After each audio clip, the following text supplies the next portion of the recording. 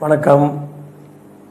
நேற்றைய தினம் பிரதமர் அவர்கள் 20 லட்சம் கோடி அறிவிப்பு என்று சொன்னவுடன் எல்லோருமே அதை வரவேற்றார்கள்.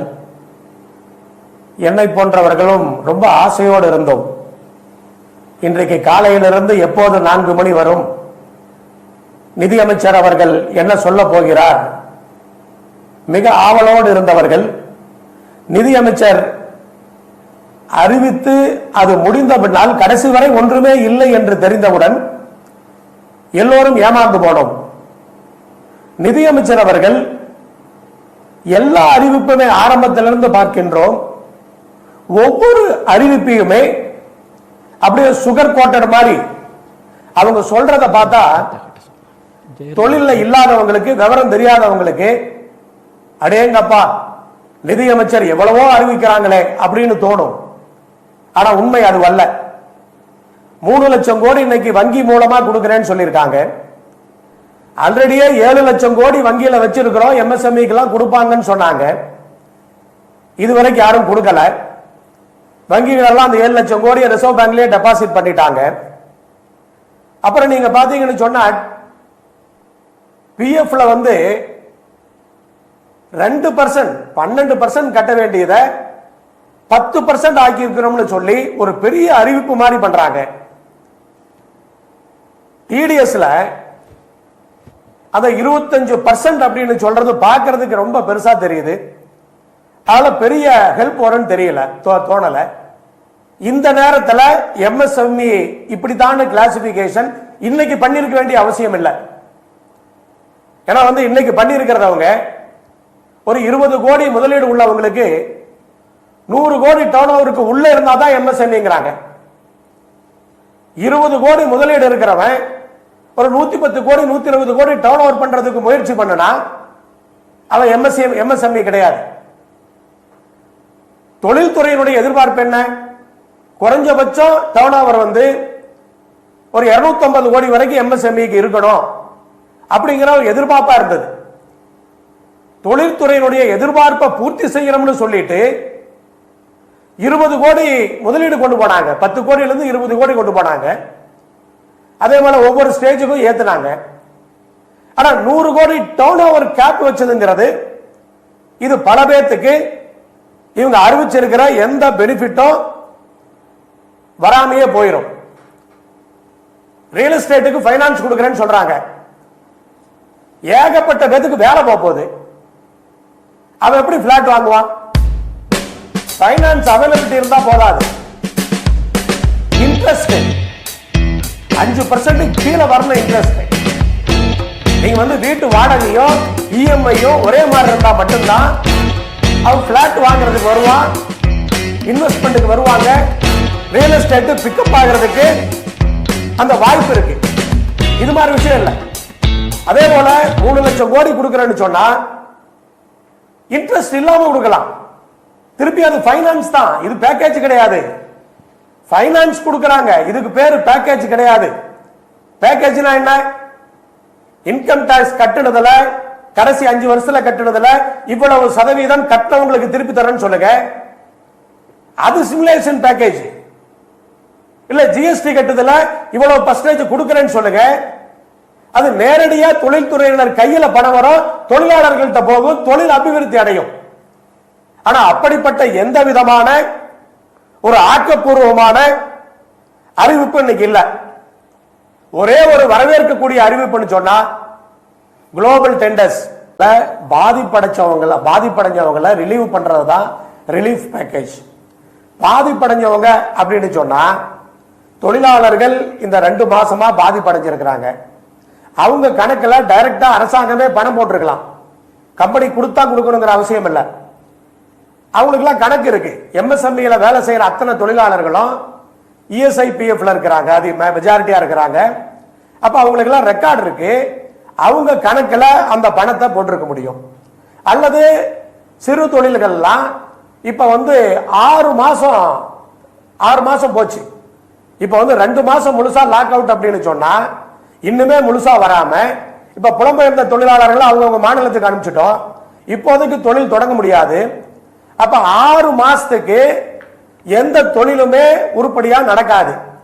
அப்ப எம்எஸ்எம்இ பேங்க்ல வாங்கி இருக்கிற கடனுக்கு இந்த 6 மாசத்துக்கு யார் வட்டி கொடுப்பாங்க? அப்ப அரசாங்கம் இந்த பீரியடுக்கான வட்டியை நாங்க வந்து பேக்கேஜா கொடுக்கிறோம், நீங்க தைரியமா இருங்க அப்படின்னு சொல்ல வேண்டாமா? அப்புறம் சார் வந்து அந்த எம்எஸ்எம்இ சொன்னாரு, நான் அதுல இதுல படிச்சேன், less than 20 crores less than 100 crores அப்படின்னு தான் போட்டிருக்கு. அதுல தெளிவா தான் போட்டிருக்கு. அதாவது 20 கோடிக்கு கீழே முதலீடு இருக்கணும். இதுவரைக்கும் 10 கோடி இருந்தது, 20 கோடி வரைக்கும் முதலீடு இருக்கலாம். இதுவரைக்கும் டர்ன் ஓவர் பத்தி பேச்சு கிடையாது.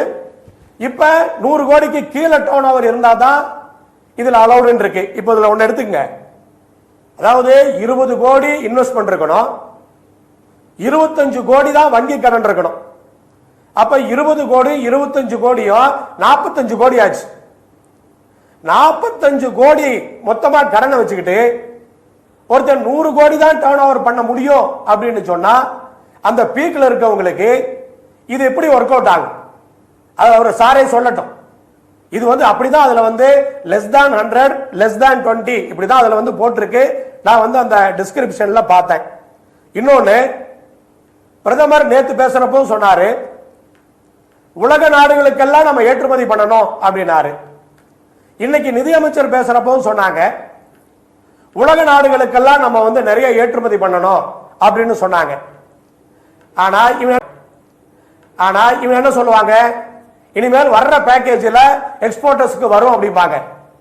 ஆனா பங்களாதேஷ், வியட்நாம், தாய்லாந்து எல்லாம் அவன் கம்பெனி எக்ஸ்போர்ட் கம்பெனி எல்லாம் தொடங்கி 1 மாசம் ஆச்சு. இங்க கொடுத்திருக்கிற ஆர்டர்லாம் மாறி இப்ப பங்களாதேஷுக்கும் வியட்நாமுக்கும் போயிடுச்சு. நம்ம சீனாவில் இருக்கிற ஆர்டர்லாம் இங்க வரும் நினைச்சிட்டு இருக்கிறோம். நேத்து கூட பிரதமர் சொன்னார், பிபிஇ நம்ம வந்து 2 லட்சம் தைக்கிறோம், அது எக்ஸ்போர்ட் பண்றதுக்கான நிறைய வாய்ப்புகள் இருக்கு அப்படின்னு சொன்னார்.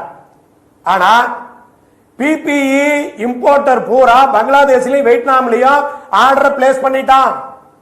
எல்லா கம்பெனியும் அங்க பிபிஇ தைச்சிட்டு இருக்கிறாங்க. இங்க நீங்க பேக்கேஜ் கொடுத்து அறிவிச்சு கம்பெனியை இயங்க விட்டு புலம்பெயர்ந்த தொழிலாளர்களா திரும்பி வந்து நம்ம கம்பெனி நடத்தங்காட்டி பங்களாதேஷ்ல இருந்து வியட்நாம்ல இருந்து உலகத்துக்கு தேவையான அத்தனை பிபிஇ அவங்க வாங்கிடுவாங்க. அதை யோசிக்க வேண்டாமா? அப்ப இது பாக்குறப்ப பிராக்டிகலா யோசிச்சு இதை பண்ணிருக்காங்களா? இன்னொரு கொலட்ரல் பத்தி சொன்னாங்க. எந்த வங்கியில 2 மடங்கு கொலாட்ரல் வாங்காம கடன் கொடுத்திருக்காங்க சொல்லுங்க? வந்து சேர்த்து வாங்க என்ன இருக்கு? ஒண்ணு மட்டும் புரிஞ்சுக்கணும், வங்கி வழியா வர்றப்ப அந்த வங்கியோட அந்த பர்டிகுலர் மேனேஜர் அவர் முடிவு பண்ணாதான் உண்டு.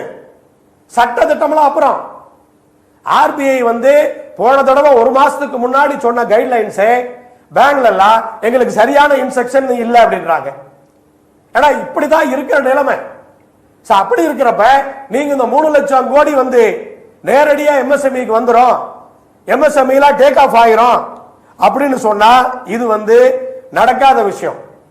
அதனால தயவு செய்து கம்பெனிகள் தேரணும் அப்படின்னு சொன்னா 6 மாசத்துக்கு வாங்கி இருக்கிற கடனுக்கு எம்எஸ்எம்இக்கு வட்டி அரசாங்கம் கொடுத்துறணும்.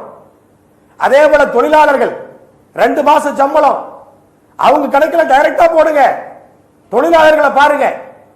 இப்படிப்பட்ட எந்த வேலையும் செய்யாம நம்ம வந்து அப்படியே சக்கரை மாதிரி நம்ம வந்து பேசிக்கிட்டே போயிட்டு சொன்னா எதுவும் வந்துடாது. அதுக்கான வாய்ப்புகள் இன்றைக்கு கண்டிப்பா கிடையாது.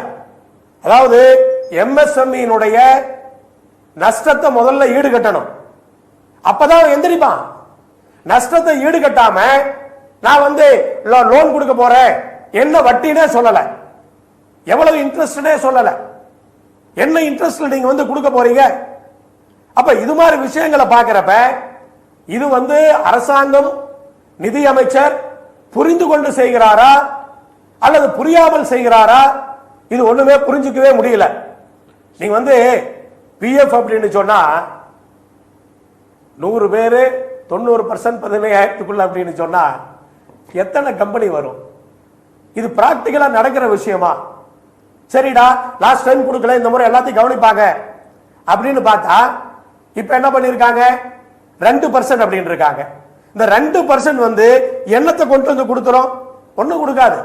திருப்பி நான் வந்து விரிவா சொல்றேன். ரியல் எஸ்டேட்டை பொறுத்த அளவுக்கு ரியல் எஸ்டேட் கன்ஸ்ட்ரக்ஷன் இண்டஸ்ட்ரி மிகப்பெரிய வேலை வாய்ப்பை கொடுக்கக்கூடிய தொழில். அதுல அபார்ட்மெண்ட்லாம் விற்கணும். அபார்ட்மெண்ட் வந்து வாங்குறவங்க வாங்கணும்னா அவங்கள வந்து மோட்டிவேட் பண்ணணும் அப்படின்னு சொன்னா அவங்க கையில பணம் வேணும்.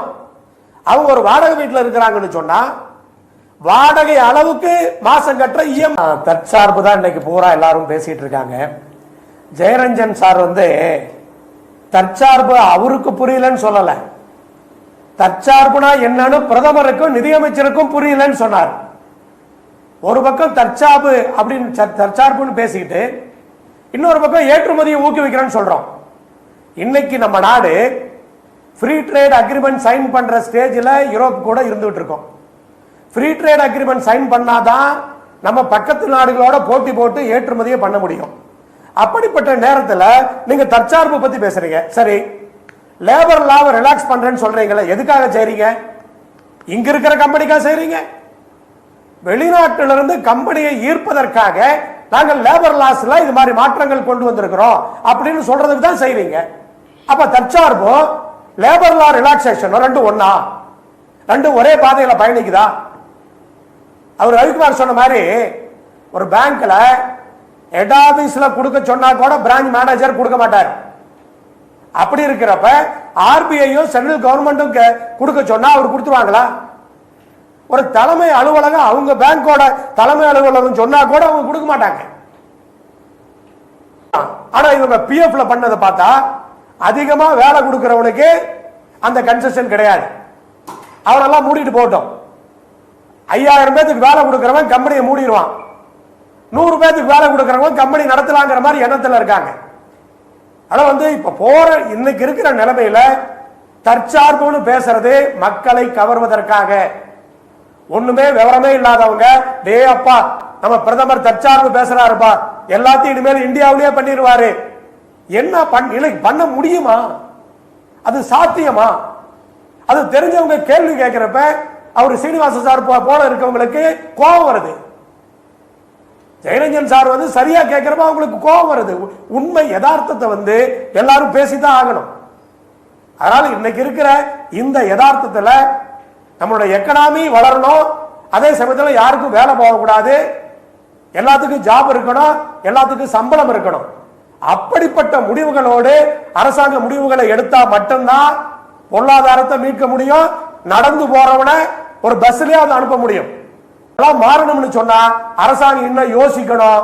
ஒன்னும் யோசிக்காம எதையாவது அறிவிச்சுட்டு இருந்தாங்கன்னு சொன்னா இப்படியேதான் போயிட்டு இருக்கோம். சீனிவாசன் சார் மாதிரி, சேஷாத்ரி சார் மாதிரி இருக்கவங்க எல்லாம் இதை டிஃபெண்ட் பண்ணிக்கிட்டே இருக்கிறாங்க. என்ன அரசாங்கத்திலிருந்து வந்தாலும் பொருளாதார நிபுணர்கள் டிஃபெண்ட் பண்ணக்கூடாது. உண்மை யதார்த்தத்தை வந்து எடுத்து சொன்னா மட்டும்தான் அரசாங்கத்துல வந்து கண்டிப்பா புரிஞ்சுக்குவாங்க. ஆனா இன்னைக்கு வந்து நிதியமைச்சர் அறிவிச்சதுல ஜெயரஞ்சன் சார் சொன்ன மாதிரி அந்த டிடிஎஸ்ல ஒரு 25% கட்டுறதுல 25%, அது வந்து திருப்பி அது டிஃபர்டு தான். அது அறிவிச்சிருக்கிற இந்த பேக்கேஜ் முதல்ல இது வரைக்கும் அறிவிச்சாங்கல்ல, 1,70,000 கோடி 2 லட்சம் கோடின்னு சொன்னாங்கல்ல, ஏதாவது கம்பெனிக்கு வந்ததா? இஎம்ஐ கட்ட வேணாம்னு சொன்னாங்கல்ல, ஏதாவது வந்ததா? ஆனா மத்திய அரசு எப்படின்னா, மாநில அரசு இன்னைக்கு கோயம்புத்தூர் பக்கம் இல்ல, தமிழ்நாடு பூரா இபில எல்லா கம்பெனியும் பெனால்டியோட நீ இபி பில்ல கட்டுகிறான். இபி பில்ல மே மாசம் நீங்க வந்து 6ஆம் தேதிக்கு மேல போன கட்டினா போதும், நீங்க அப்புறம் 17ஆம் தேதி கட்டினா போதும் நீங்க. ஆனா இப்ப கட்டுறதுக்கு போனா நீ பெனால்டியோட கட்டு. இது நியாயமா?